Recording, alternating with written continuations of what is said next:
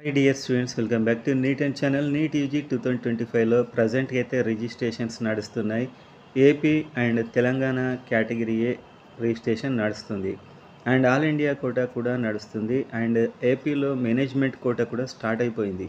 So ఇవన్నీ అయ్యాక merit list ఎప్పుడు వస్తుంది, రౌండ్కి ఎలా ఉంటుంది, మీరు అలర్ట్గా ఎలా ఉండాలి, మెరిట్ లిస్ట్ వచ్చాక వెబ్ ఆప్షన్స్, ఇదంతా కూడా ఈ వీడియోలో చూద్దాం. ఎందుకంటే చాలా డౌట్స్ అడుగుతున్నారు. వీడియో కాస్త లెంతీ అయినా కంప్లీట్ ఇన్ఫర్మేషన్ అయితే ఉంటుంది.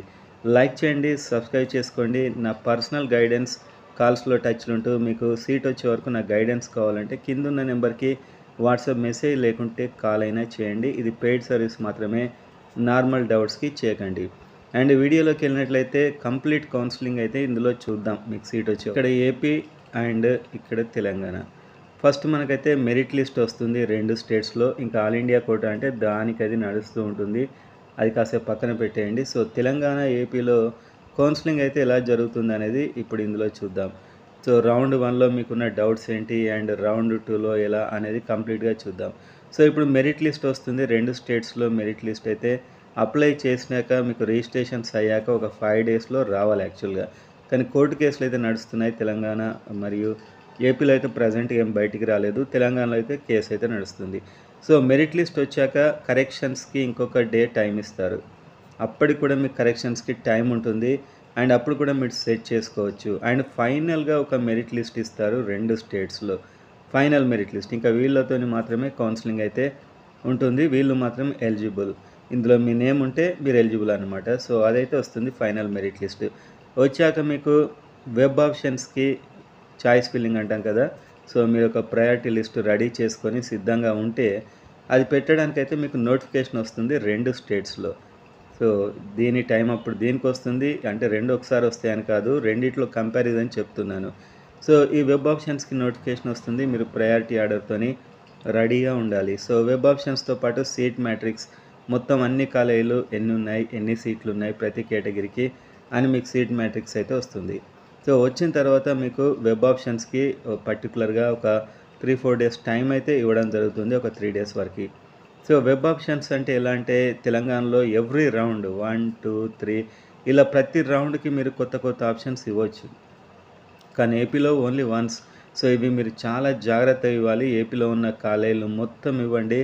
సో నెక్స్ట్ రౌండ్లో ఇంకా మీరు కొత్తగా యాడ్ చేసుకోవడానికి అయితే ఉండదు. ఒకసారి వెబ్ ఆప్షన్స్ ఇస్తే అక్కడ క్లోజ్ మీకు ఏపీలో. కాబట్టి మీరు ఇచ్చే ఆర్డర్ కూడా చాలా ఇంపార్టెంట్. ఏపీలో మళ్ళీ మార్చడానికి మీకు ఉండదు. తెలంగాణలో మాత్రం ఫస్ట్ రౌండ్కి, సెకండ్ రౌండ్కి, థర్డ్ రౌండ్కి ఇలా ప్రతి రౌండ్లో మీరు ఆప్షన్స్ పెట్టుకోవచ్చు. ఓకేనా. సో ఈ వెబ్ ఆప్షన్స్ పెట్టుకోవడానికి మీకు ఫీజు అయితే ఏమి ఉండదు. ఎంబీబీఎస్కి, బీడీఎస్కి ఇదే ప్రాసెస్ మళ్ళీ తర్వాత జరుగుతుంది. సో ఏపీ తెలంగాణలో వెబ్ ఆప్షన్స్ ఇదంతా మీకు ఫ్రీయే. ఒకవేళ సీట్ వస్తే అలాట్మెంట్ ఆర్డర్ డౌన్లోడ్ ఫీజు ఉంటుంది, అది డౌన్లోడ్ చేసుకొని వెళ్ళాలి. సో ఇప్పుడు మీకు ఫస్ట్ రౌండ్ అలా మీకు వెబ్ ఆప్షన్స్ ఇచ్చాక 3 డేస్ అయ్యాక ఇంకో 3 డేస్ తర్వాత మీకు అలాట్మెంట్ లిస్ట్ అనేది అయితే రిలీజ్ అవుతుంది తెలంగాణ అండ్ ఏపీలో. సో అలాట్మెంట్ లిస్ట్ వచ్చాక ఏంటి మరి అంటే మీకు ఇంకొక 5 డేస్ టైం ఇస్తారు. సో 5 డేస్ టైం ఇచ్చి మీరు బాండ్ పేపర్లు అండ్ రిమైనింగ్ డాక్యుమెంట్స్ అన్నీ తీసుకొని వెళ్ళి పర్టికులర్ కాలేజ్లో జాయిన్ అవ్వాలి. తెలంగాణలో కూడా పర్టికులర్ కాలేజ్లో జాయిన్ అవ్వాలి. సో ఇక్కడ మీరు ఒక ప్రయారిటీ లిస్ట్ ఇచ్చారు కదా మీరు వెబ్ ఆప్షన్స్ అప్పుడు. ఇలా లిస్ట్ ఇచ్చిన దాంట్లో మీకు కోరుకున్న కాలేజ్ రాలేదు. ఫర్ ఎగ్జాంపుల్ తెలంగాణలో ఒక స్టూడెంట్కు ప్రైవేట్ కాలేజ్ వచ్చింది. అతడు ఫస్ట్ అన్ని గవర్నమెంట్ కాలేజ్ పెట్టాడు 35, కానీ రాలేదు. ప్రైవేట్ వచ్చింది. ప్రైవేట్లో 60,000 ఫీజు, గవర్నమెంట్లో 15,000 ఫీజు అండ్ ఇంకా రకరకాల ఫీజెస్ అయితే ప్రైవేట్లో ఎక్కువ ఉంటాయి.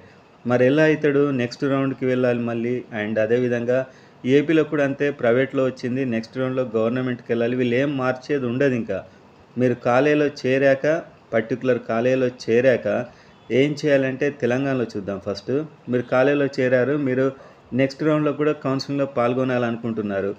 మీరు ఏం చేయాలంటే నెక్స్ట్ రౌండ్ నోటిఫికేషన్ అప్పుడు మళ్ళీ వెబ్ ఆప్షన్స్ పెట్టుకోవాలి ఫ్రెష్గా. ఈ 60+ కాలేజెస్ వెబ్ ఆప్షన్స్ మళ్ళీ పెడితే మీరు కౌన్సిలింగ్లో ఉన్నట్లు.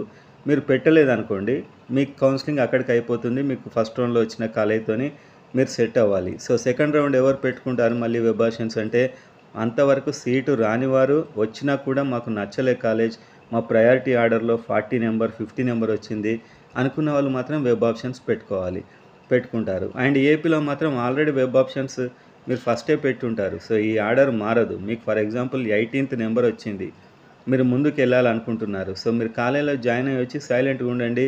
మీకు almost second round seat matrix and ఆటోమేటిక్‌గా సెకండ్ రౌండ్ కూడా రన్ అయిపోతుంది.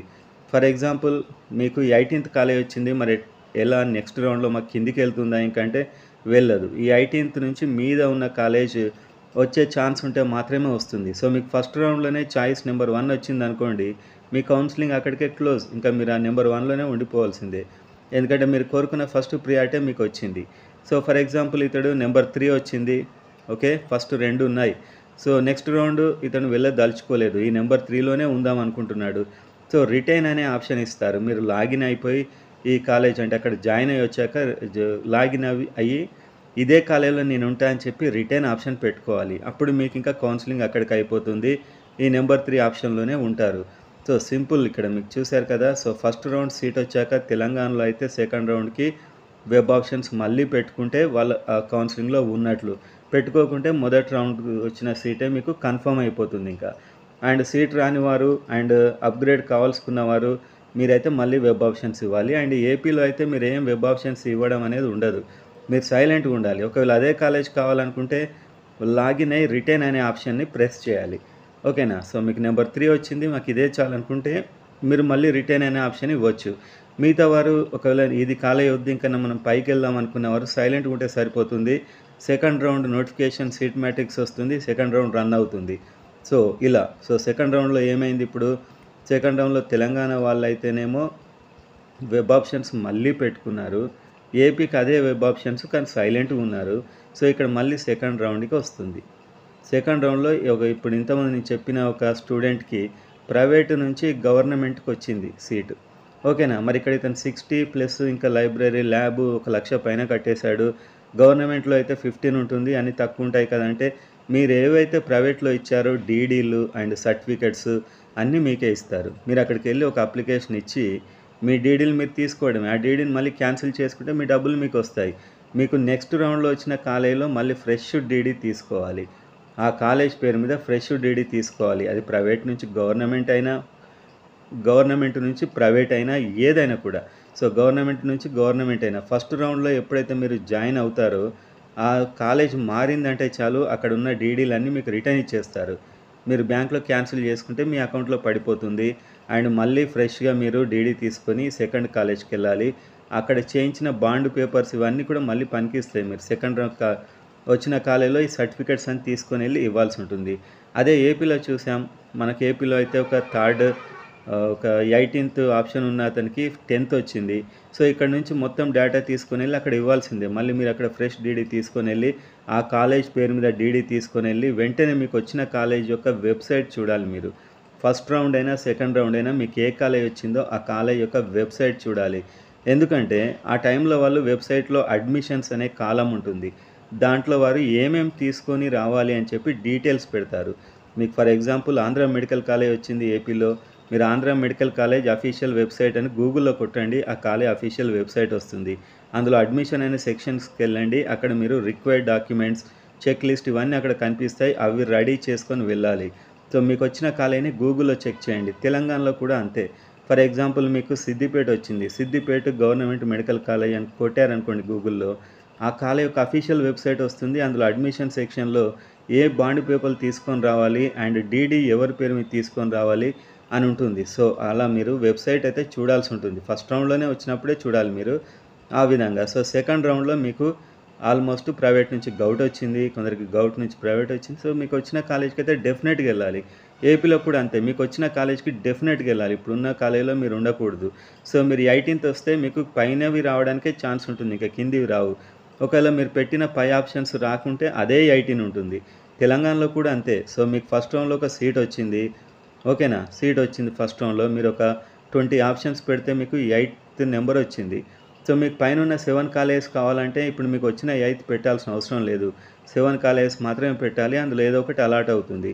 సో, ఈ కాలేజ్ నుంచి ఆ కాలేజ్‌కి మీరు వెళ్ళిపోవచ్చు. సో, ఇదన్నమాట. సో, రౌండ్‌కి ఇలా మారుతుంది. మీకు ఒకవేళ కాలేజ్ మారినట్లయితే ఇక్కడ ఇచ్చిన డీడీలన్నీ మీకు ఇచ్చేస్తారు. మీరు మళ్ళీ ఫ్రెష్ డీడీ తీసుకొని వెళ్ళాలి అక్కడికి. అండ్ అదేవిధంగా ఒక 2 ష్యూరిటీ సిగ్నేచర్స్ మాత్రం తెలంగాణలో అవసరం ఉంటుంది. రకరకాల పేపర్స్ అవన్నీ మీరు ఆ కాలేజ్ వెబ్‌సైట్ చూసినప్పుడు అందులో కనిపిస్తాయి మీకు. బాండ్ పేపర్ మీద 2 ష్యూరిటీలు అండ్ ఒక జెన్యూనిటీ మీద ఫామ్ మీద ఒక 2 ష్యూరిటీలు అయితే మీరు పెట్టించాలి. ఏపీలో కూడా అంతే ఆల్మోస్ట్. సో, ఈ విధంగా సెకండ్ రౌండ్ మరి ఒకవేళ మీరు ఎగ్జిట్ కావాలనుకుంటున్నారు కోర్స్ నుంచి, మీకు సెకండ్ రౌండ్ వరకు ఛాన్స్ ఉంటుంది. మీరు జాయిన్ అయినా కూడా ఫ్రీ ఎగ్జిట్ అని నోటిఫికేషన్ ఇస్తారు. ఓకేనా? సో, మీరు సర్టిఫికేట్స్ ఒకసారి ఇచ్చారంటే మీరు అక్కడ ఇరుక్కుపోయినట్లే ఆల్మోస్ట్. అక్కడి నుంచి బయటికి రావాలంటే సెకండ్ రౌండ్ అయ్యేంత వరకు మాత్రమే.